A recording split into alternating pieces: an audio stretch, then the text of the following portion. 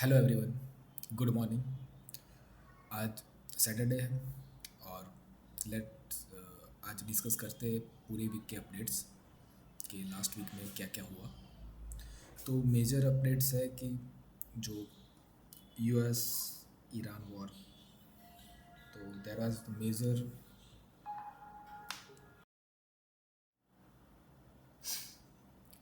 तो ये जो वीक के शुरुआत में तो जो थोड़ा एटमोसफेयर वेरी हाई, तो यूएस ने अटैक किया। पहले तो इसराइल ने अटैक किया ईरान पे, मल्टीपल साइड्स पे उसने अटैक किया। फिर स्ट्रेट ऑफ हॉर्मोज पे जो उसका यूएस का अपाचे हेलीकॉप्टर था उसको गिराया ईरान ने। तो उसके बाद एक रात यूएस ने भी हैवी बॉम्बिंग की ईरान पे। तो वो चला और उसके तुरंत एक दिन बाद सब सेटल हो गया, ऐसा ये बिहेव कर रहे हैं ट्रम्प और सब। तो नॉट श्योर कि अभी वो क्लेम कर रहे हैं कि they are signing the deal and जो इनका सेटल है वो हो रहा है। तो no no nuclear and open strait of Hormuz, तो ये दो कंडीशन पे ये डील होने जा रही है। Most probably, not sure, because यहाँ पे प्रेडिक्ट करना बहुत मुश्किल है। बट अगर ये हो जाता है तो क्रूड के प्राइस बहुत कम जल्दी नीचे आएंगे, बहुत साफली नीचे आएंगे ओपन होने के बाद। बट ये टाइम लेगा, 1 2 3 महीने लगेंगे ये पूरा थिंग्स नॉर्मलाइज होने में। बिकॉज बहुत नुकसान हुआ है गल्फ़ कंट्रीज़ में और वहाँ पे जो स्टेट ऑफ हॉर्मोज के सेक्शंस में, तो वो वेरी डिफ़िकल्ट है। तो नेक्स्ट वीक होपफुली अच्छा होना चाहिए, that we are assuming. But still let's keep our watch list ready.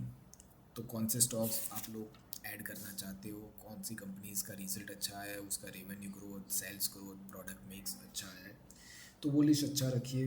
उन कंपनीज़ को क्लोजली ट्रैक कीजिए और on better opportunities you can do the accumulation. तो वो आप कंटिन्यू कीजिए। तो कपल ऑफ कंपनीज जो मैंने डिस्कस की थी, जो फाइनोटेक्स केमिकल, वो भी नीचे आया हुआ है। मैं उसको ट्रैक कर रहा हूँ क्लोजली, उसके डेवलपमेंट मॉनिटर कर रहा हूँ। क्रूड कैम से उनका बिजनेस आने वाला है, बट उस पर डाउट है कि अगर क्रूड के प्राइस नॉर्मलाइज हुए तो उस पर इफेक्ट आएगा या नहीं आएगा। That may be A subjective कि उस पर इफेक्ट आ सकता है। तो अभी मैं नया तो पोजीशन ऐड नहीं करूँगा, बट उसको वॉच करूँगा उसका पैटर्न कैसे आता है। उसके अदर बिजनेसेस भी है, but I don't think so कि उस पर इम्पेक्ट आना चाहिए। सेनोरिस फार्मा, तो उसने बहुत अच्छा परफॉर्मेंस दिया है और अभी भी मेरे होल्डिंग में है और वो बहुत अच्छा कुछ कर रहा है वो। और ये देखेंगे तो फ्राइडे उसने 10% मोर देन 11 12% वो स्टॉक्स बढ़ाए। तो it's good, it's doing good. Yes high voltage जो हमने डिस्कस किया था वो भी अच्छा कर रहा है। उसका कैपेसिटी आर आई बी का कैपेसिटी लाइव हो रहा है I think in next quarter. तो उसके बाद उसके रेवेन्यू में भी we will see the good increase. उसके बाद है जो वी टू रिटेल, एक कंपनी है जो मैं ट्रैक कर रहा हूँ, वो रिटेल सेगमेंट में से, उसमें से भी company is going aggressive growth. तो वो एक चीज़ है। दैन एक्यूटास मैंने थोड़े ऐड करने के स्टार्ट किए, जो मेरे बहुत पुरानी कंपनीज़ है मेरे वॉच लिस्ट में है। एक अकाउंट में मैं उसको होल्ड भी कर रहा हूँ, but still I can see the opportunity in Acutaas कि वहाँ पे ग्रोथ आ सकता है, फर्दर ग्रोथ। कि उनके 3 डिवीज़न है, A P I, C D M O, battery chemical and semiconductor chemical. तो सेमीकंडक्टर में से भी जीरो रेवेन्यू है, इन फ्यूचर वहाँ से आएगा। बैटरी केमिकल में zero revenue means almost null kind of revenue है। तो उन दोनों सेगमेंट में से रेवेन्यू आएंगे, तो that is the future businesses for the companies, तो फॉर द ग्रोथ। तो वहाँ से वो दो फ्यूचर बिजनेसेस है कंपनी के लिए।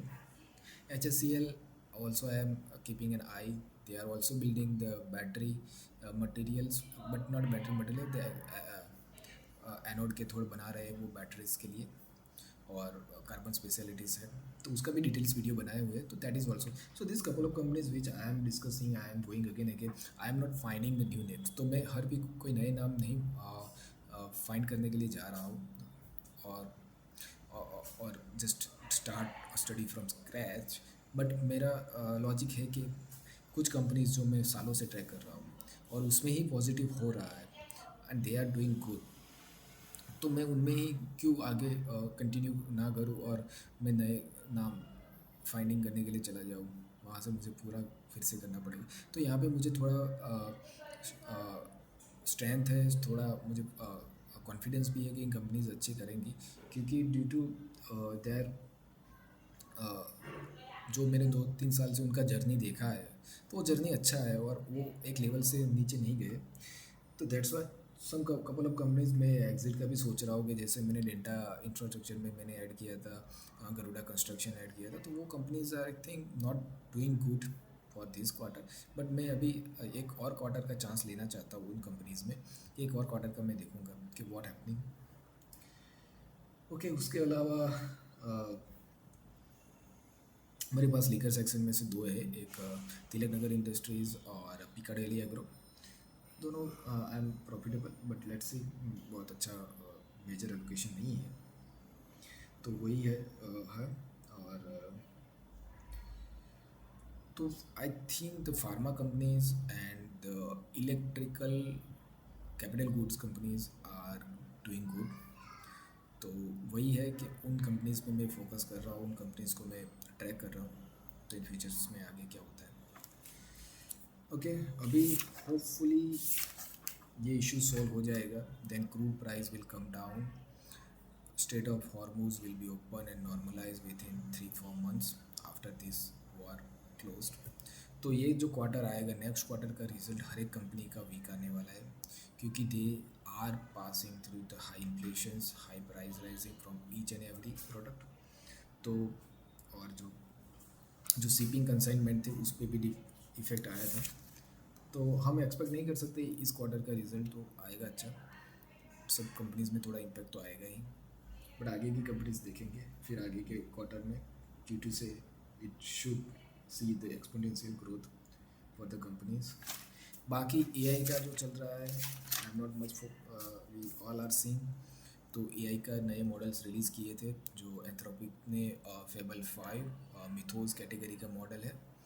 I have used it, it's looks good, but अभी आज US गवर्नमेंट ने एंथ्रोपिक को बोल दिया कि don't give this access to outside of America, तो US के आउटसाइड वो मॉडल का एक्सेस। तो again we are back to the stories that ये पूरा कंट्रोल हम दे रहे हैं US के हाथ में, और we are use to be use this all models and all the this technologies, and they have this full control, any day they can stop and we are our own.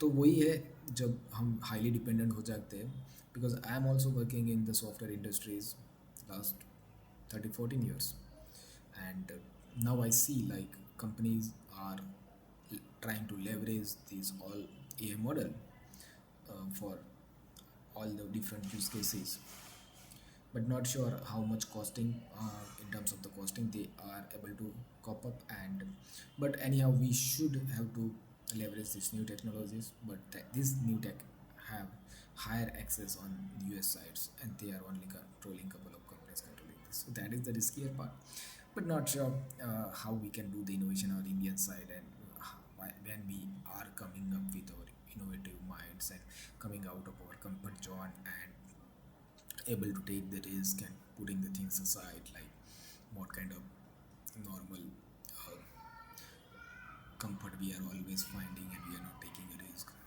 Not sure when our attitude and nature will change, but I'm looking for someone who will come with me and have some challenging work. I am ready to contribute with them, but let's see. Thank you for today.